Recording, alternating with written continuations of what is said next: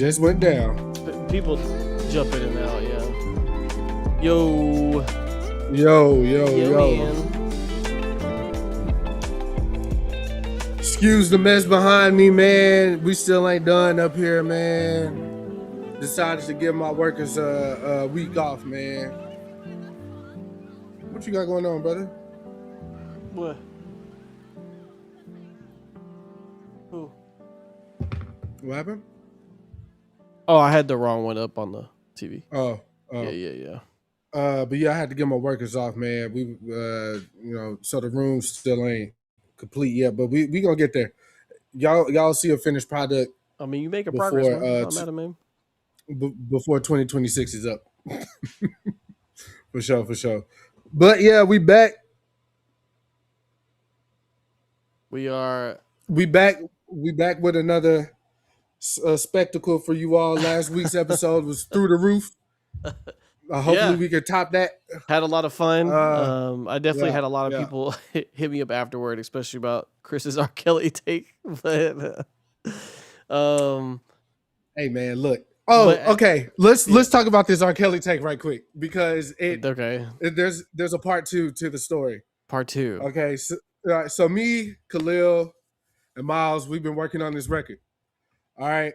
So I sent the record to my brother and his son, my nephew, yesterday while me and Dalton were waiting for the movie to start. Yeah. Because we went to go see Backrooms last night. Pause. Okay. So while we're waiting for the movie to start, I was like, yo, I'm gonna send you this record. We working on, like, let me know what you think, blah, blah, blah. So he called back. He was like, oh, it's cool, da, da, da. So somehow we get on R. Kelly. I don't know why my mind just go there. I'm sorry. I don't know why. I'm not a bad person. But I was like, man, we don't even really need R. Kelly like to sing on there. We just need the nigga to write for real. Like if we can get some of his scribble scrabbles from prison, we can make a hit, right? So my brother just goes on this little tangent, was like, I can get R. Kelly. I can get him. I was like, what the fuck are you talking about, bro? And he was like, he said, okay, so my nephew's uncle, his mom's brother, is in prison with R. Kelly right now. And they're actually cool, I guess, or they have some type of relationship because R. Kelly has sang happy birthday to my nephew's sister, which is, it's already a thing, but we're not gonna go that deep. We're not gonna go that deep. The fact of the matter is, R. Kelly is attainable to the fam. We need to utilize his. You feel me? I don't, but of course I'm gonna have to put some money on his books, and I'm okay with that. Like whatever it is, $50, $20. Man, want some Twinkies, toilet paper, shaving cream. I don't know what they can get and not get in prison, but whatever he need, I will put that on the books because we need that pen. Pause. But anyways, that's probably gonna be my last R. Kelly tangent today. True story though. I was sitting next to him when they were having a conversation. I was very, very intrigued by how it just went there. He was like, I can get that. I can make that happen. We were like, what? Yeah. Like, why the fuck do y'all niggas know R. Kelly? I was sitting there eating nachos and I was like, what? And why haven't you mentioned this before? Man, lives could have been changed. Anyways, as we stated during a little earlier, we did go see Backrooms yesterday. Yeah. Can't wait to talk about that shit because I really don't know what I just saw. Yeah, I think we just dive into it because it's just like. Well, there's one thing I want to get out the way before we dive into it, and I want to say Hove is fucking back, nigga. Yes, the boy got his hair picked out, ready to roll. Yeah, he ready to roll, man. Yeah. I'm sure you listened to the freestyle. Of course, I did. Shout out to the Roots Picnic as always. Shout out to the Roots Picnic. Yeah. Dreams and Nightmares to close the show or as the encore. Yeah. He brought out the Rock Boys, Memphis Bleak, Beanie Single, Petey Crack.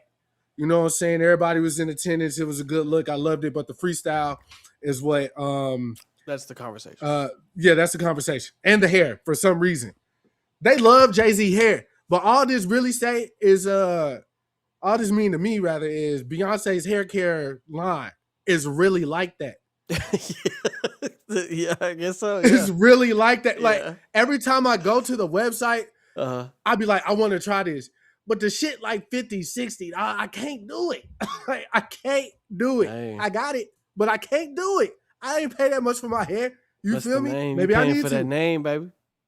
I want to call it Creed or something. I know it's not Creed, but it's sacred, right? That's what it's supposed to be. Yeah, I believe that's what it's see. Yeah, that's some witchcraft right there, some voodoo. Anyways, the topic of the conversation was Jay-Z's hair for some reason, but we talking about these bars. He shot at everybody. Kanye, Dame, Nicki Minaj, Tony Busby, Tory Lanez, and his pops. Obviously Drake, which is the real topic. And what people that are just Team Drake are like, oh, you want the moment because Iceman just surpassed you and da-da-da. It's like, if somebody says something about me and I don't say anything until I decide I'm ready to say something, now I'm using them for a moment. But these niggas been talking shit about me for years and I haven't said anything. The moment I have a platform or a stage to want to speak, because she's not finna get on Twitter or Instagram. Yeah, I mean, the last thing he ever said was, I'm sorry, Miss Drizzy or whatever. That on the record, though. Still, that was on the record. Yeah, it was a long time ago. Like 2013, 14, 15, some shit like that. But, of course, he has interviews and stuff where he's politically correct. But he's not finna go sit down with Big Bank and talk about this shit. You know what I'm saying? He put this shit in a rap. Like, I can't believe that he said this about me. Yeah, like, and he did the damn thing. I just wanted to say, we are Ho-Vengers on this side of the I don't like that because it sounds like we're saying Ho-Vengers instead of we are also. I'm one half Ho-Venger. A Ho-Venger, yeah, okay, yeah, double entendre, just like Hove. There you go. Come on, that's the rock. Right? There's only one way to go. But love the freestyle, obviously. Yeah. I don't think Drake should engage any further. But something tells me. I mean, honestly though, like, I would. It's not more so like the engagement. It's just like Drake's on a high right now. Like, don't even like. Yeah. I would say don't even disturb your own peace with this shit. Like, obviously we know we're not cool. Yeah. And it, like, I mean, there was so many shots in there too. Like, he was just he was going down the line basically, like doing the "your mama's a hoe, you a bitch." Right. Like, right, he was doing that thing. Fuck so you, like, fuck you, you're cool. So like, I mean, there is no really like a rhyme or reason for a response. Like, I've been jabbing at you for years. Like, what's one more gonna really do? Because I mean, it's Jay-Z, bro. Like, I mean. And he said, them crackers got your publishing. Go talk tough to them, man. It's like, yeah, that's right, nigga. That's right. Yeah. But shout out to Ho, man. Still got it. Still got it, man. 56. Yeah. He up there, man. Yeah. So shout out to my GOAT, man. Also want to give a shout out to the Knicks, the Knickerbockers. They pulled one out last night. Good win. I'm afraid Game 2 is coming back to San Antonio. I'm afraid we're gonna get that dub tomorrow.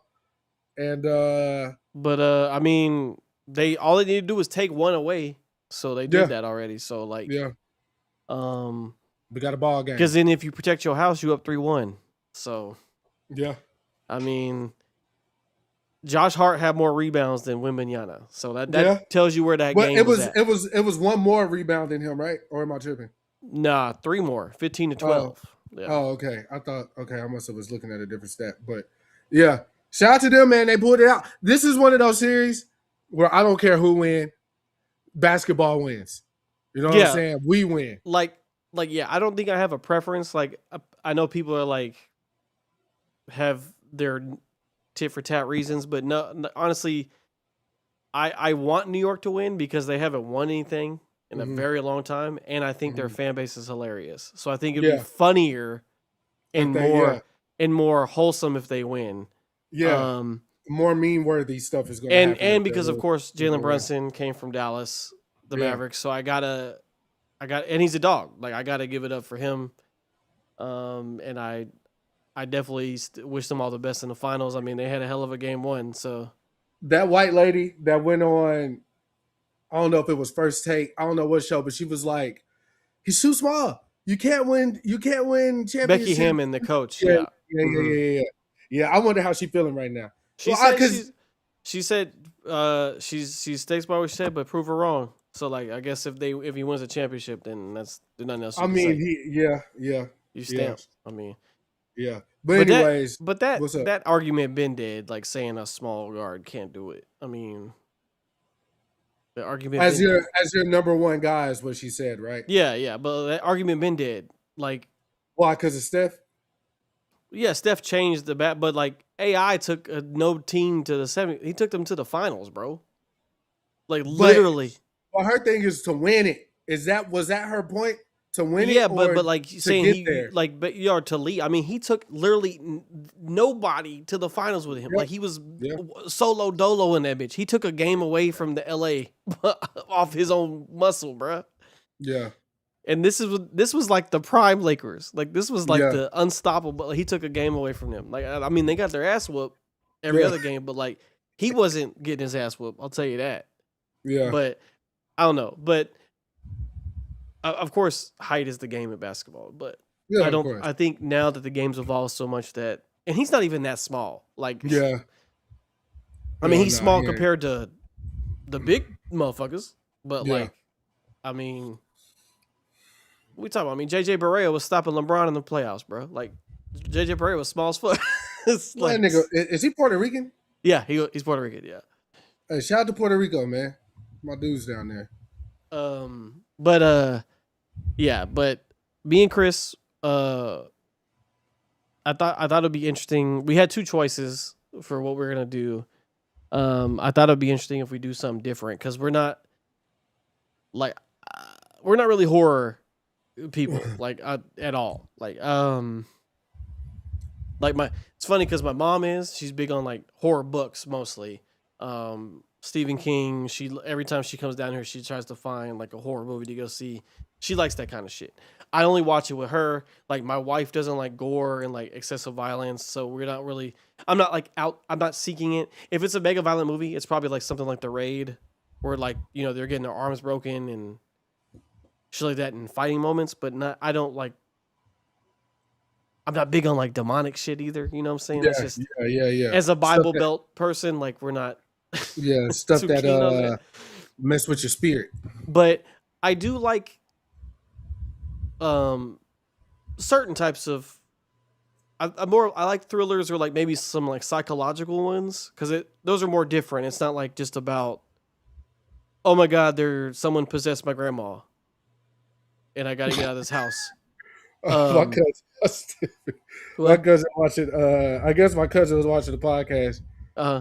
Because she texted Chris love R. Kelly. She definitely was out here. Okay, my bad.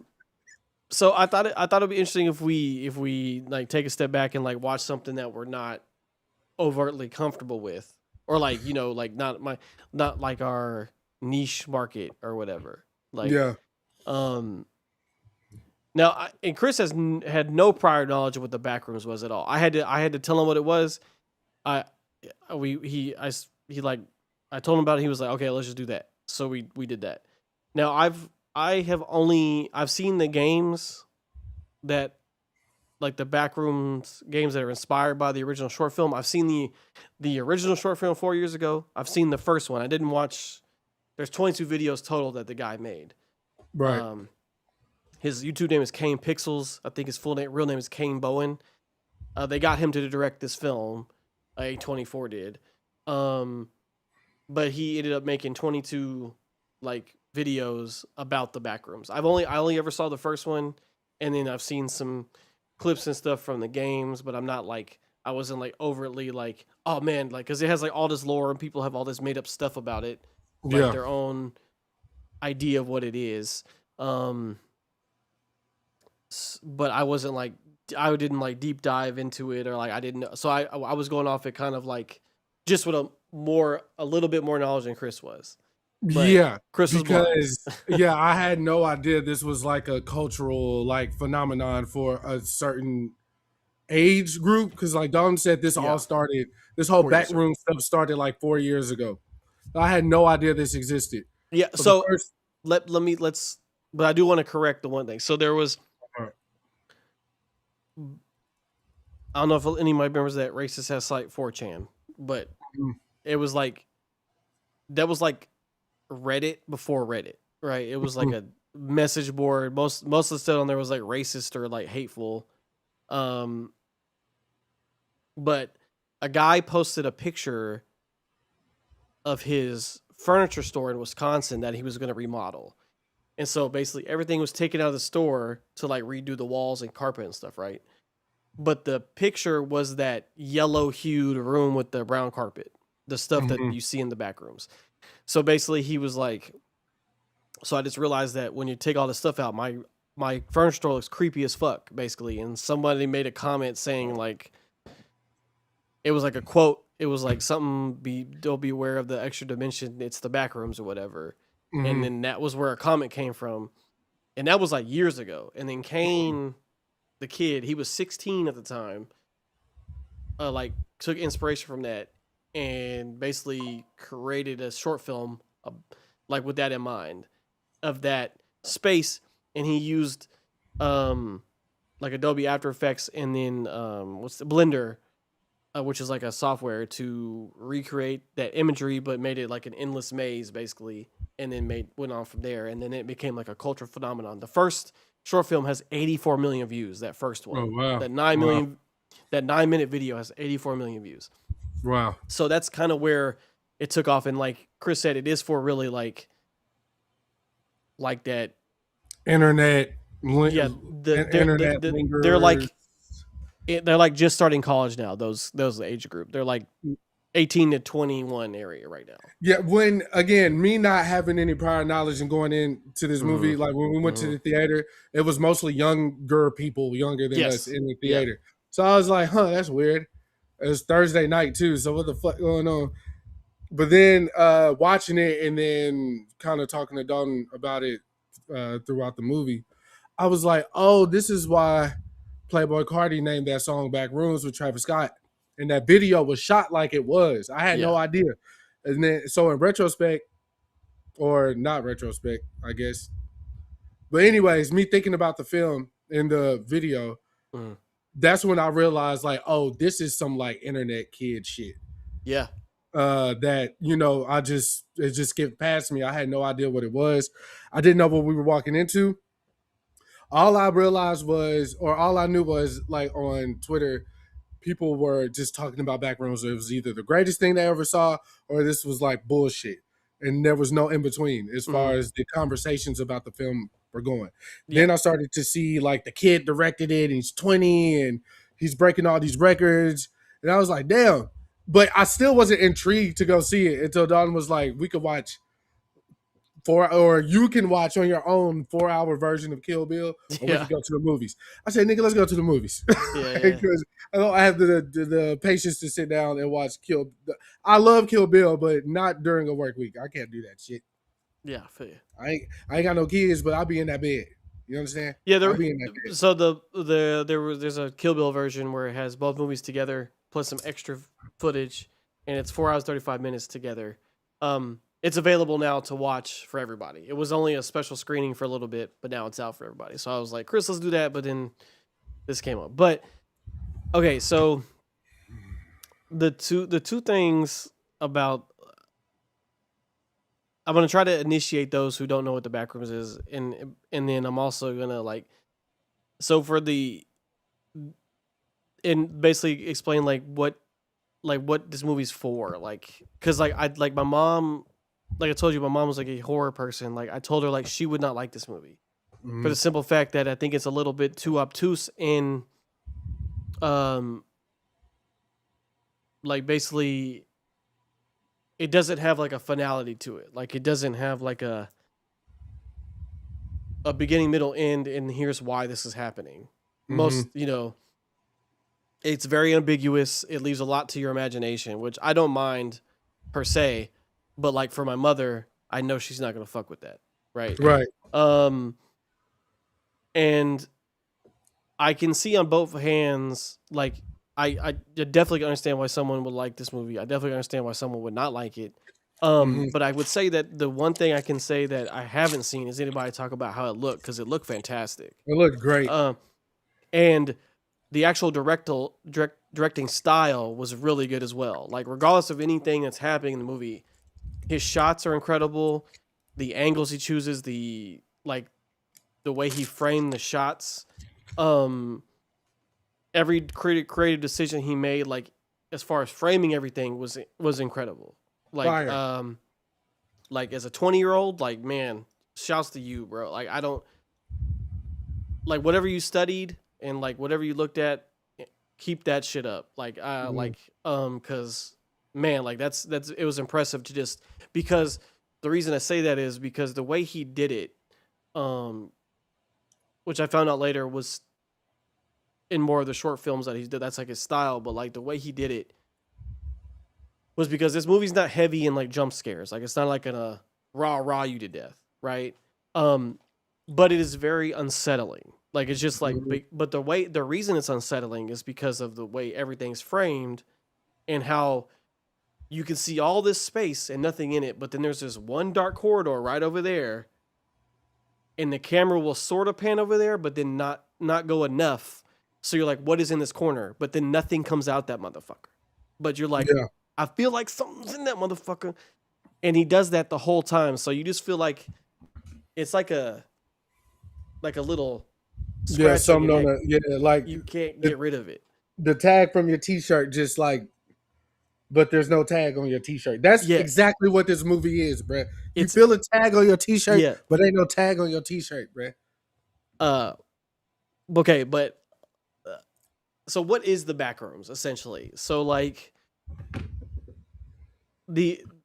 just as I guess a simple basis, it's a parallel realm, like dimension to our own, and it's supposed to be like a warped version of what's here in our world. It's basically an expansive space that looks like an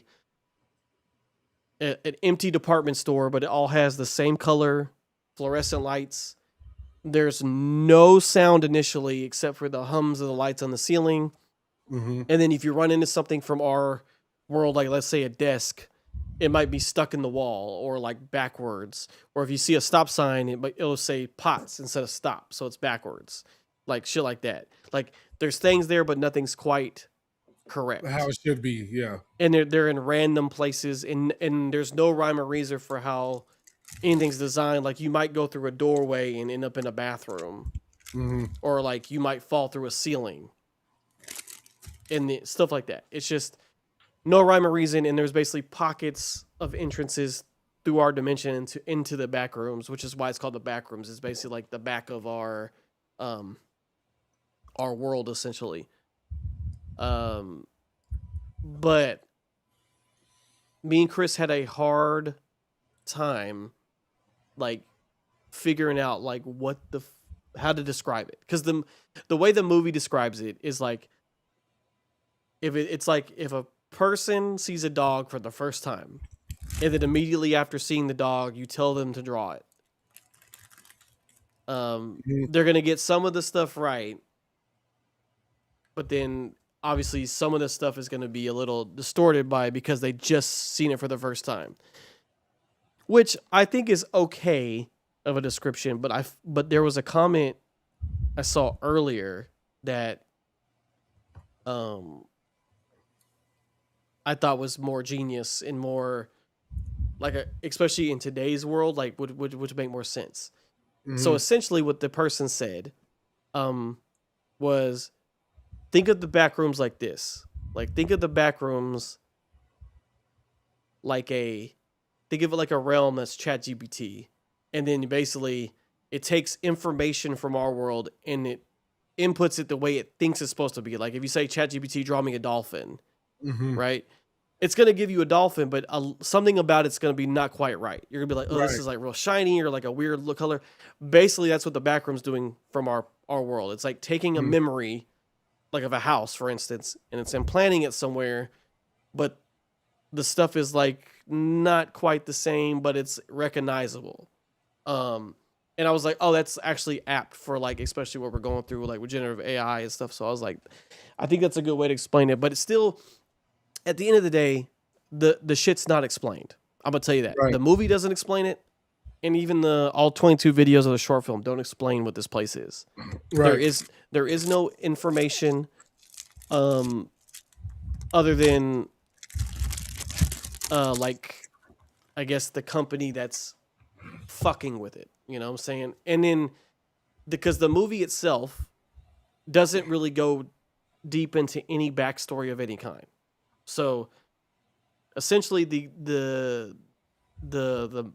crux of this movie is that there's a guy, he just got kicked out of his house. He works at a furniture store, and then we find out he's actually living in the furniture store because his wife kicked him out. And one night he just sees his lights flickering in the basement, and he ends up walking in through the wall into the back rooms. And because he's a lonely motherfucker, he decides to walk around the bitch with not a plan. He just starts walking around by himself. What's the lore behind the OG Backrooms? I think we said that. It's like it was a picture. Someone took a picture of their furniture store. That's what Zach said. Zach who? Your nephew. Oh, what's up, Zach? Yeah, he took a picture of his furniture store that was emptied out, and the picture was like people were like, "Oh, this is creepy," but someone said something about, "Watch out, this might take you to the back rooms." And then that was like years ago, and then this kid named Kane Pixels made a short film based off that picture and made like a whole world of it, basically. But other than that, there's like not really a backstory. It's just like he took the idea and made something out of it, out of that picture, basically. I want to say there was something like similar to that had happened like in our generation to where like this thing became a bigger thing, but I just can't put my finger on what that was. Like something that just has its own life, a life of its own, is like growing and evolving over time. But this generation is good for shit like that though. Like this backroom shit, yeah. the concept of it is like really good. Like I don't think niggas our age today would have thought of that then. Yeah, and they might have had a conversation about something like that, but to actually put it into motion like this generation would, is crazy. After watching, because I watched all 22 videos. It seems crazy, but some of the videos are like 37 seconds. Like they're all way different lengths, but essentially it ends up being like watching a movie almost. But I watched all 22 videos, and I gotta say, I after watching that and the movie, like I kind of like it being ambiguous. I think that makes it more scary, or like more unsettling, because like not everything. Because when something's not explained, that's more people are scared of what they don't understand. Yeah. Like so it not being like demons or aliens is like because then it's like, well, what is it? You know what I'm saying? Like, and then if even these motherfucking scientists can't figure this shit out, then what the fuck is this shit? So like, to get back to it, the store owner, which is what's my man name? Chiwetel Ejiofor. Yeah. Hey, look, I told Dalton. I looked at Dalton when he first crossed over into the back room, the dimension. I looked at that nigga and I said, they're not gonna teach you that in America. In America, that is acting, nigga, with the apostrophes and all that shit. Like the he made you believe he didn't know what was going. Like as watching a movie, this is a person acting as someone else. He made you believe like this is real. and I don't know where I am right now. Yeah, he's incredible in everything. I love Judas Brilliant, for it. brilliant, Yeah. brilliant, brilliant acting, bro. That's why they taking all the American jobs, bro. Because imagine Michael B. Jordan doing that. I would not believe he don't believe where he at. Yeah. Like, he just start breathing real hard and shit. Like, oh man, where am I? Gee Willikers. Hell nah, You nigga. think Michael B. Jordan say G Willikers? Go get you a London bloke. He gonna show your ass how to act, just like that Drewski skit, bruh. That's Yeah. real life, bruh. So he go in the back rooms and he's like He's super, the super, character. super. Yeah, like he is yeah, he is super like Nah, he's disoriented. incredible. He can't believe what's happening. Like, what is this? And then he goes exploring, like Dalton Because said. the way that this movie does, everything's like subtle clues, right? There's nothing overtly explained to you at all. Yeah, yeah. Like you find out that his wife left him because of a therapy session. Like he's not just like telling you this information, or you're like seeing him get kicked out. He's basically just like, "How'd you feel when your wife left you?" And he's like, "When you mean when she kicked me out of my own house?" Mm-hmm. Like that, you find out from just a therapy session. But but him, the way he was acting in the movie, like his subtle like movements, or like the way he was looking, like when the therapist was kind of giving him some pushback. Like he wasn't saying anything, but the way his physical acting was, like everything was just like, just superb. Like, and I like, and for something like a movie like this, like you need that kind of stuff. His acting reminded me of Get Out. Oh yeah, Like when homie was sitting another at the couch, British like, motherfucker. another British, another bloke. Yeah. When he was sitting at the couch and picking at it. Oh yeah.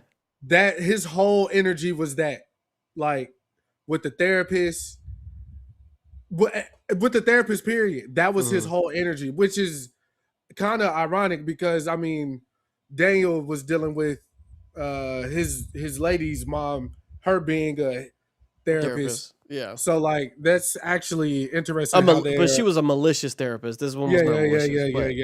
Yeah. Well, the thing about the therapist too, I don't know if you want to jump around or whatever, but one thing that stood out to me as we were getting these flashbacks, because the therapist would be character B, I guess, main character B. Yes. We were seeing like her life growing up or whatever with her mom, which her mom seemed to be a spook. Has some mental issues going on. Wouldn't let her go outside. She covered up the windows. That kind with newspapers, right? Mm-hmm. So we were seeing things from her childhood. Yep. In the back rooms before we saw them actually play out in the flashbacks. Mm-hmm. So when even that was confusing as fuck to say, but it's not an easy movie to explain. Seeing that though, my first mind was like, "Oh, this bitch got something to do with this dimension." He said that out loud. Yeah, I was like, yeah, it was like, point that shit out. Like that's that thing. He did the Leonardo DiCaprio. I was like, I got it, nigga. Yeah. Because the whole time I found myself trying to figure out the movie while I'm watching it. Because I just, that's just in like human nature to know. We want to know. We want to know. We got to know. And then you generally in movies, like you're like, I'm gonna get this information at some point. Right. But this it doesn't. No satisfaction. It doesn't. Yeah. No satisfaction guaranteed, brother. Like, so yeah, again, expectations just averted. Like I throughout the whole film, even the creature that is roaming the space that we're seeing is I didn't expect it to be what it was. No, at all, because you hear it more than see it. Right. You see like sometimes shadow glimpses, but not enough to like figure out what the fuck it is. Like, trust me, you're not gonna guess what it is. You're not at all. But I like that was one of my kind of critiques about it, which I can get to later, is about that monster. But essentially just to kind of level out the plot, like he said, you have the guy and the therapist as A and B. but it really focus like she gets like the memories and then like she gets some a little bit play, but I would say the third act is all about her. The first two acts are about the guy. Mm-hmm. And he's at like you could tell Brothers on edge. yeah, and then but he's been so out of sorts with his life and everything, he decides to make like his mission to explore this motherfucker. Mm-hmm. Like, it gave him like a new sense calling of or purpose. whatever. And he ropes his coworker into it and her boyfriend who has a camera. So then he's like, I'm gonna give you proof that this place exists. Basically, like I'm gonna Talking prove to you this speaking shit. to the therapist. Yeah, and then basically that's kind of the crux of the movie. Is like that's where it like really gets into high gear. Is that part from then on. Mm-hmm. And you know, then it's mostly exploration and then stuff like that, and then trying to figure out what's going on. And you see 3 glimpses of the organization that basically opened this portal. The first one, they watch it through a monitor. Second one, dude's on the couch, doesn't say anything, but he sees them. He sees the dude's furniture commercial, and he's like, okay. And then third is at the end of the movie. So, they're not overtly in it, but they're in basically the whole short film is like there's a million videos of them on that one. So that's if you want lore like that, watch the short film playlist. Which Zach, if you're still in there, I'll send it to you because Dawn sent it to me. Yeah, but I wanted to actually go into the lore right quick. Something that you told me earlier was the scientist's purpose for opening it or using trying to figure out what's going on. Yeah. Mm-hmm. I just wanted you to break that down, brother. Yeah, so basically there's a company called Async or organization. I guess I'll call it an organization called Async. They were running experiments since the 1970s. They made MRI machines, so brain waves and shit, right? But they were, I forgot the term they used. It was like some electrical repulsion system or something they were working on, right? In the 70s. And the first test they did was in 1978, and it made like a spark of light, but nothing happened, right? Mm-hmm. Then in 1989, they basically, now here's where it's split between like what people think it is. In 1989, they opened a doorway. It worked. Like their experiment finally opened the doorway. Mm-hmm. So on one hand, people think that they either created this room with their experiments, like whatever they did made this room into a being, or two, they just opened a gate. They broke down the barrier to make it into this realm. So we don't really know. It's not explained in any way. But basically this company has been in and out of there since then. They build like a base of operations in there. They literally map out quadrants and they send people out in teams to look and see how far they can get, see if there's anything in there that's useful, or like they bring it back to study it and see if it's made of different material, so on and so forth. But basically they basically tell you their final plan in like it's supposed to be like a training video. Like but it explains like what their mission is. So their mission is, we have a growing population problem all across the globe. And we at Async have figured out a way to this problem. And it basically shows like a normal storage unit space, which is like this square. And then it shows this big, huge, expansive square that just keeps growing. It's like the place is limitless. So basically, they're trying to combat overpopulation so they can open doorways in certain countries or whatever for people to, their people can move in there during disasters, or if they need to move, or if they need to move, like just have people, place for people to go. This place is it because it's endless and you can build whatever you want in there. No consequences, right? Or you can task companies to like use it to safe, keep your goods in there, like toxic waste, whatever. You can have it in there safely. Yeah. They were trying to commercialize the space because at the point where they're making these plans, there has been nothing of hostility been discovered, right? Like it's just been an empty void with random entrances, exits they didn't understand. So they were trying to exploit that just endlessness of the space to make money off of it, basically. Mhm.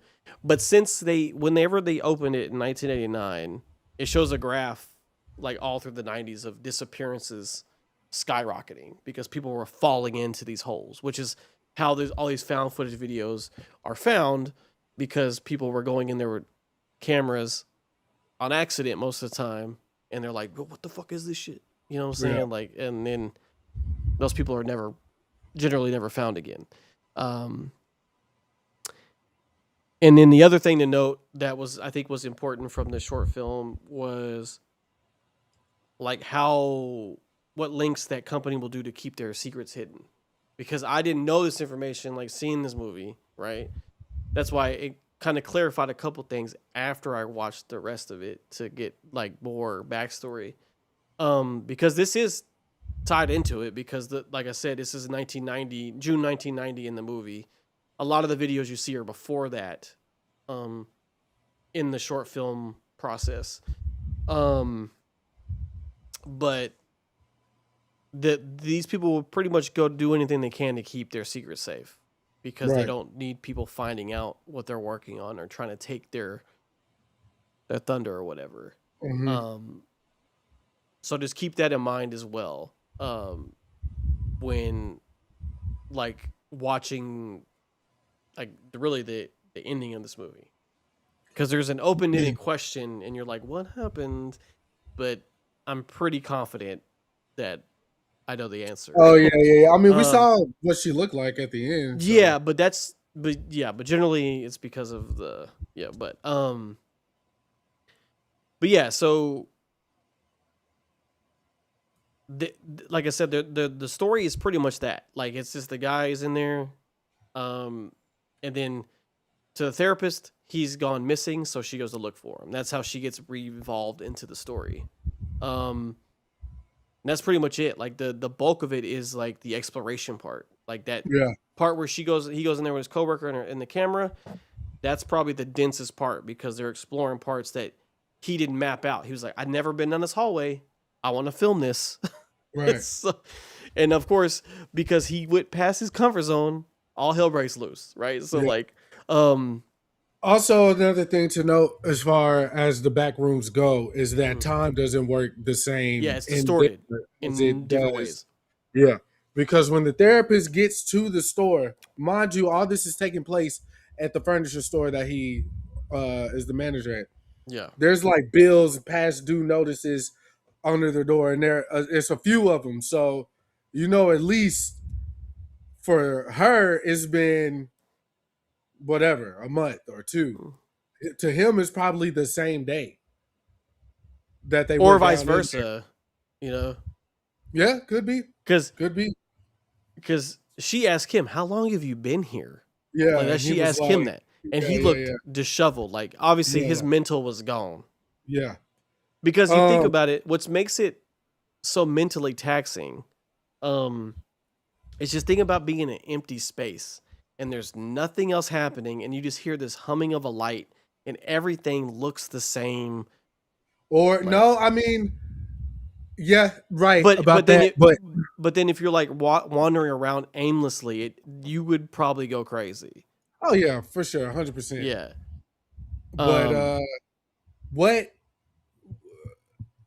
I guess you told me this morning. Like everything that ended up in the void was from like people's, or no, he explained that when he kidnapped her, like these are people's, like the echoes of people's memories or Yeah. whatever. So Like basically, like there's a guy that looks just like this outside there, but the memory is just a little bit different. So instead of yeah, 2 eyes, he had 4 eyes, right, and then the woman behind him was his wife, was an echo yeah, of his wife. So she had yeah, the red hair, but then she was all warped in the face. She had yeah, like 3 faces. yeah, Um, and that's why he is like, you could drink beer there, and the beer was just there. You know what I mean? Like, Yeah, this shit was wild, bro. My niece, I guess the my niece, finale was crazy, but yeah, all that was. My niece gave it a what she a say 6, a right? 6 out of 10. We didn't really get into the weeds of it because I was heading out, which I do want to talk to her about it. But again, this is definitely for a younger generation. So even when I went to go get my hair cut today, I was telling my barber about it, Yeah. which he was familiar with it. Mm-hmm. And I was trying to explain it to him. So he was like, "So do you suggest I go see it?" Or I was like, Yeah. "Bro, I really don't know. It's Like, hard. do you like this type of stuff Yeah. or not?" Is really, but I think it's best to go into this movie with no expectations or Yeah. no It like helps. whatever, so you can like form your own kind of Exactly, which is why thing. I'm glad I watched the stuff afterward because it like filled in some gaps for me, and I was like, oh, that's why. Okay, Yeah, got it. And then like then I wouldn't have had any thoughts beforehand, and I can like kind of works better backwards on this instance because like honestly I still don't know how I truly feel about it, but and as far as like a recommendation goes, it really depends on like what you like in a movie like that, but like because if you want that sense of like you want an ending, like you need to know the information, something you're gonna hate finite. it. You're Yeah, gonna be mad. But I will say like the 2/3 of the movie, I was like locked in the whole way. locked in, And then locked in. the last third was when it kind of fell off the rails a bit for me. Um Not necessarily anything he did, like it was just Yeah, like for my personal taste, I was like, okay, this is getting a little bit in too much weird territory for my taste. hmm Um definitely weird. because the setup was nice. I was like That waiting for like monster, that monster threw me for a fucking loop. me. So everything after that, it was like, Well, even before that wasn't even that was like the final thing where I was like, okay, we're here now.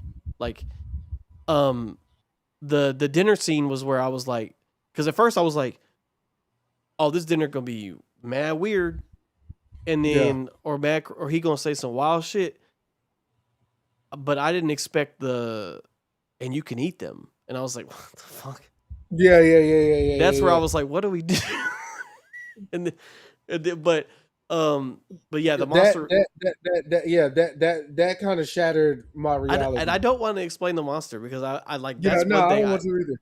I don't I want to did, either. but you do see it. I wish they would have left it ambiguous because if they would have just left it as like an over the shoulder view and the monster making like sounds, I'd have been like, oh nah, bro, like you got to get out of there. Yeah, But that it's almost what up, like official Toonby? How's it going, man? it's almost like an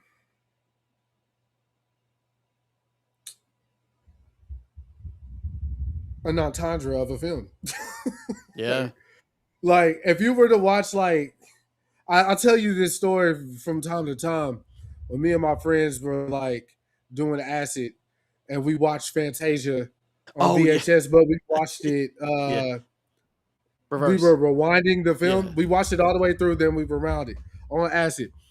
And the things that you're seeing happen and what's going on is like it's really like happening in front of you, but since it's going forward, that is not your interpretation of what's happening.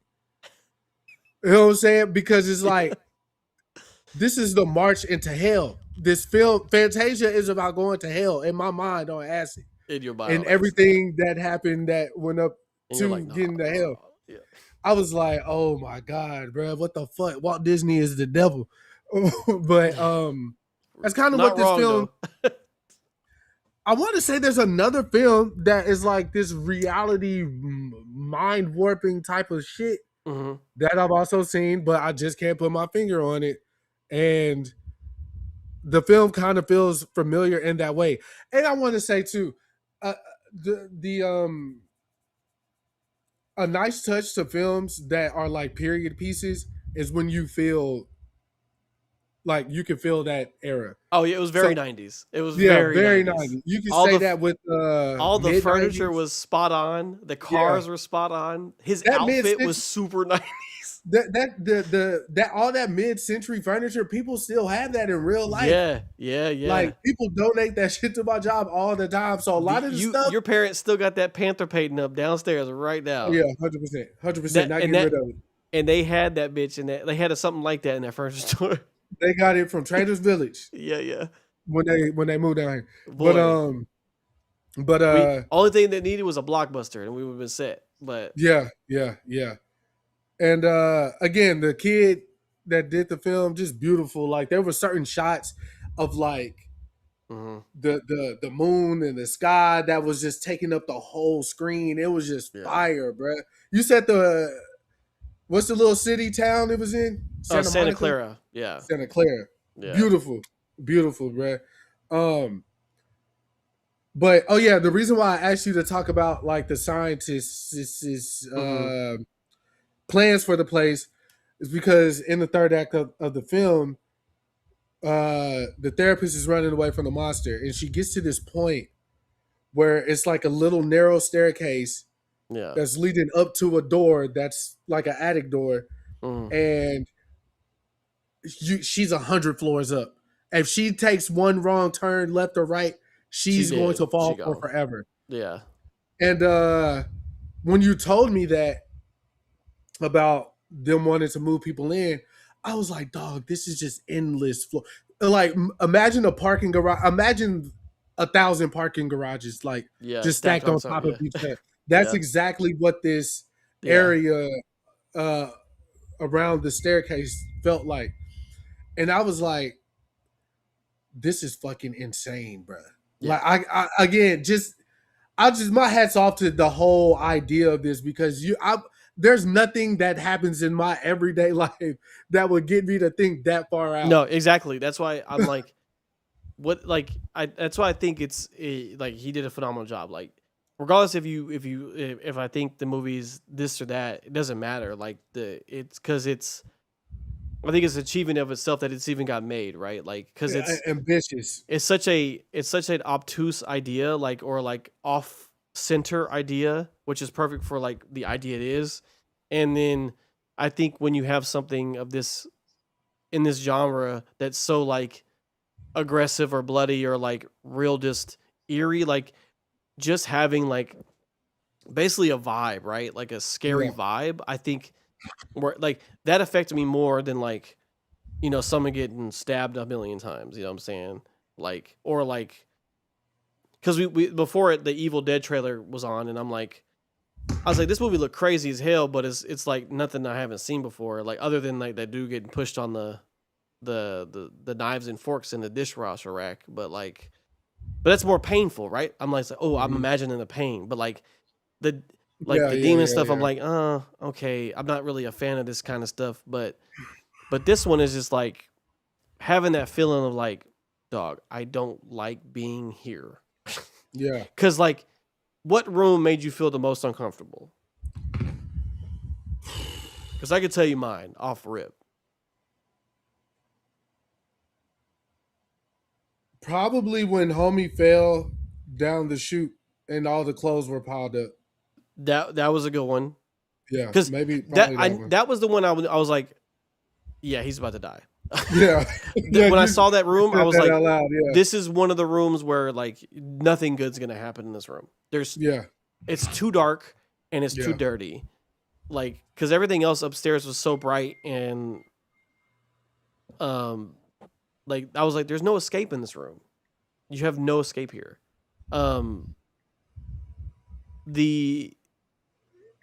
The room where I was like, oh nah, I can't do this anymore, was the Christmas tree room.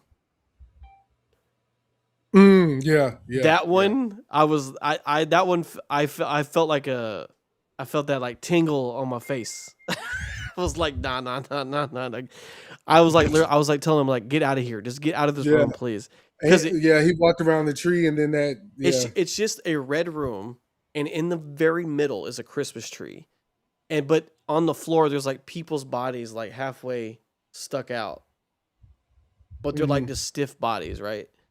And then when he gets to the other side of the tree, there's just like this being there, and it's like flicking a light, and then some lady just shoots out of nowhere, and he's like, "No, get the fuck away from me!" but I was like, "No, get out of this room, please." Like stuff like that. There's just weird ass shit like that. Was just like, nah, because the bathroom rooms are like, whatever. Like the bathroom ones, like those are just like confusing to get out of. Like you'd be like, I don't even know how to get out of here. But like, I would say like the Christmas tree room, and if there was like a classroom, like classroom stuff is always real scary because like endless lockers, a library with no books. You could just see through the shelves. Like that would bother me, right? Yeah. But so that was mine. But so yours was the laundry room, the dirty laundry room. Which makes sense that would be a shoot that he went down and while the clothes were down there. Like that all makes sense, yeah. But yeah, I mean, it's one of those movies that's really hard to describe. And it's one of those like you kind of gotta see it, Like I at least watch the short films to like see kind of what he's going for there. But yeah, it's yeah, I don't even know if I'd have a score for it or if like, am I gonna watch this again? Probably not. But I definitely want to see what the kid does again, and I think he got greenlit for a sequel already. Anyway, I'm sure the fuck he did. So I think the next one he might go a little bit more lore heavy, like get more, especially with the introduction of that organization in the movie. I think he'll probably show more of that type of shit, maybe even from their perspective. I don't know, but I'm excited to see what he does because like obviously he has incredible skills. Like at the end of the day, like seeing just the visuals itself was a nice change of pace for sure. Like it was definitely the most interesting thing I've seen this year. Like as far as just interesting things, and something that made me feel very uncomfortable. The most uncomfortable film I've seen, maybe since The Fourth Kind. Yeah, it was very similar to that kind of feeling. Like I was like, can we just get out of here, please? For sure. But yeah, I mean that's really kind of where I'm at. The kid's dope though, man. What's his name? That shot it? I think his real name is Kane Bowen. Yeah, but his YouTube name is Kane Pixels. He on some Stanley Kubrick shit, man. He got a great shot. Whatever he did, framing was incredible. And also like another young director he's 26 years old did that movie Obsession, which was the other big horror film that came out just recently. About it. Wait, time out. I don't like the fact that the reports have been Obsession, and there was another film that they said like saved May as far as box office records and all that, and they did not mention Michael. I need them to get fucking for real, bro. Michael did 85 mil, 88 now. That's probably why they didn't mention it though, because that was like the big one. But then you have to mention it. We talking about saving. No, but I think because like May is the beginning of the summer for the summer movie slate, and if you have like a lot of duds, they're like, bro, what the fuck happening? So like, but yeah, I mean, yeah, I mean, Michael did. Wait, what are you saying? Wait, I'm confused. What are you saying? So usually in the summer movies, like every week you have like a box office banger, right? Because it's summer, so like you're supposed to put out all the big hitters in summer, and then November, December get all the other big hitters because it's the end of the year. And then the dead area is like fall, which will have like a banger here and there, but summer is supposed to be like every week we have like a box office like because they started pretty strong because Devil Wears Prada 2 made hella money. And then like you said, Michael. But like after that, like Mandalorian Grogu was like a big bomb. But it's also like you got these like small movies like Obsession and then Backrooms that are made on a very modest budget, and they're making stupid spread. I think that's what they're talking about. Cause Michael was gonna be automatic, like that was an automatic dub. So, but yeah, I guess them not even mentioning it is pretty sour. But like I think they were more going like these movies that are like taking shots and they're doing great, and then like you have a Disney movie that costs $200 million that is not going to make its money back. You know what I mean? Mm-hmm. So I think that's what they're talking about, because like that's where like you see the state of things of like the slate. But let's just say they're loading up for July, because July is going to be a stupid month for movies. Oh yeah. You got Odyssey and Spider-Man the same month. Gonna be dumb. Tom Holland gonna have 2 movies at the like damn near at the same time, bro. He's no Timothy Chalamet, but and then if you think about it, Robert Pattinson probably is gonna have like 3 movies out this year. So like this man is going crazy. I'm super interested to see what he does with the Chris Hansen shit. Yeah. A24 is doing some bold stuff. That's their calling card though. They like to do. I know, but I'm actually surprised that they're doing that because of the nature of what Chris Hansen does. Like, I'm surprised that there's no pushback about that. Yeah, I know Chris Hansen's the hero, but I'm saying right. You know how they always be like over highlighting abusers or whatever the case may be. I'm surprised that hasn't happened. But that show was like a cultural phenomenon though, which is true. Because at the time there was nothing like that. So like, we need to do a movie about cheaters. That's what we need. That's Dallas exclusive right there, baby. Hey. 842. Let's get on that. Huh? My man got stabbed exposing motherfuckers. So them motherfuckers stabbed him on a boat. Yeah, let's go do that. 824. Tubi, somebody. We need the cheaters. And we got to get Peter Guns. Who's gonna play Peter Guns though? We'll find somebody. Version? Oh no, yeah, hell yeah. What? He said Peter Guns. You're a cheater too. Yeah, he was like, be that as it may. You talk about when Mecca said that to him? I don't think that was Mecca that said that to him. Oh really? I don't think so. Oh no. Mecca's episode was outside the club. Yeah. But Peter Guns was all fake though. Like. Yeah, we're trying to get a bag. I understand.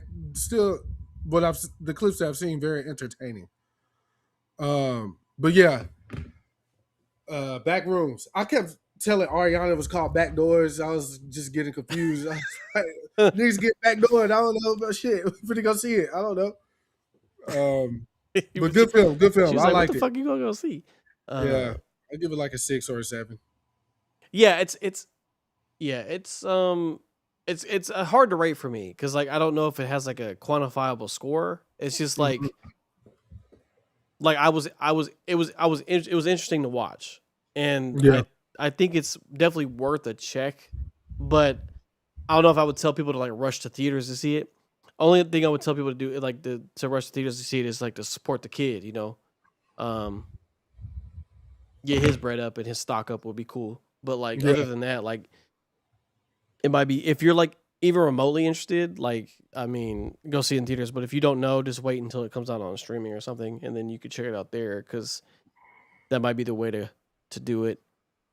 The other horror movie I want to see is Exit 8.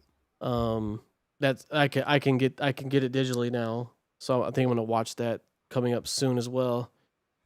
That's like an endless loop movie, like you stuck in a train station, and he basically has to. It's based off a game, but he has to find the differences. If there's something different, he has to go backwards. If it's all good, he walks forwards, and he tries to get to exit 8. You have to find 8 in a row. Because you fuck up, you start back at 0. So I'm interested to see how they did that, because I have the game. I'm trying to see what the movie like, but so that's out on digital now. But I definitely want to check out the Kill Bill. What is it called? The Whole Bloody Affair. Yeah, I want to check that out for sure. If nothing else don't change, I'm supposed to go see He-Man Saturday with the fam. Okay, you let me know how you liked it, because I don't, obviously I'm a 90s kid, so I had no attachment to He-Man whatsoever. That was definitely they redid He-Man though. I understand, but like as a 90s kid, when we were coming up, like the cartoon, that's the only reason why I know who he is. But the 90s was too overrun with Pokemon and Dragon Ball Z and Power Rangers. Like I didn't give a fuck about that. I was like, well, we talking probably like 2000s when that.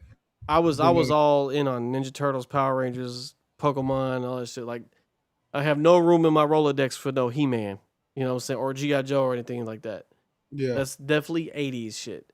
Um, but I am curious about it though. Like, I've heard people like it, and it's like a fun movie. So you tell me how you like it. Who you gonna see it with?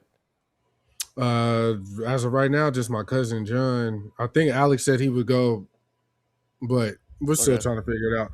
It just okay. got sprung on us today, so Oh, cool. Well, uh, check that the shit out, man. Colorado Court of Appeals has reversed the Oh, homicide convictions of the two former paramedics charged in the 2019 killing of Elijah McClain and ordered new trials. They were both convicted of criminal negligence homicide. So okay, so mm, the two former paramedics charged in the 2019 killing of Elijah McClain, their convictions were reversed okay. in the Court of Appeals.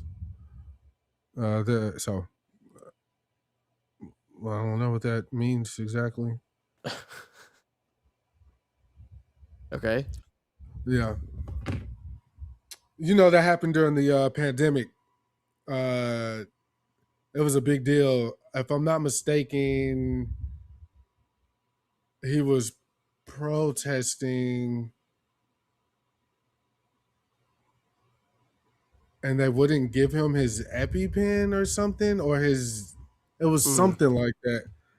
But something he needed for like Yeah, to actual save help. his Yeah. life. Yeah. Mm. Hold on, let me see. Cause Dang, I don't want to end on some no, I sad though. just kind of I want to get a proper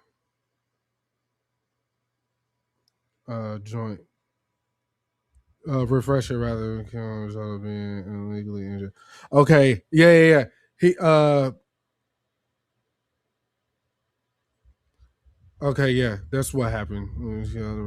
He was illegally injected with 500 milligrams of ketamine by paramedics after being forcibly detained by police officers. So he was just given a substance. Yeah. So they got, you said they got charged or they got reversed? Their charge got Uh, reversed. it says homicide convictions reversed for Colorado Okay. paramedics who injected ketamine into Elijah McClain. Oh man, they So are on a roll this week. yeah. We're not gonna get morbid towards the Nah, end. I just yeah. saw that and I wanted to speak about it. But The okay, I just looked um on here to see what else is out for June. mhm. Toy Story 5. Um Disclosure Day, which is the new Spielberg joint about Still aliens. work. Yeah, Supergirl, end of the month. definitely going to Uh see that. and then I forgot to tell you about this movie, Chris. The dude who did The Raid, his new movie comes out next week. Mm. It's called The Furious. Uh check that trailer out. It looks fucking crazy. Got you, Um my brother. but yeah, those are the, and then scary movie, but we're not gonna see that. Just so you know. We're not Nah, seeing it. I'm not. I was just gonna see it if you Yeah. wanted to see it. If you didn't want to see it, I mean, nah, I'm good.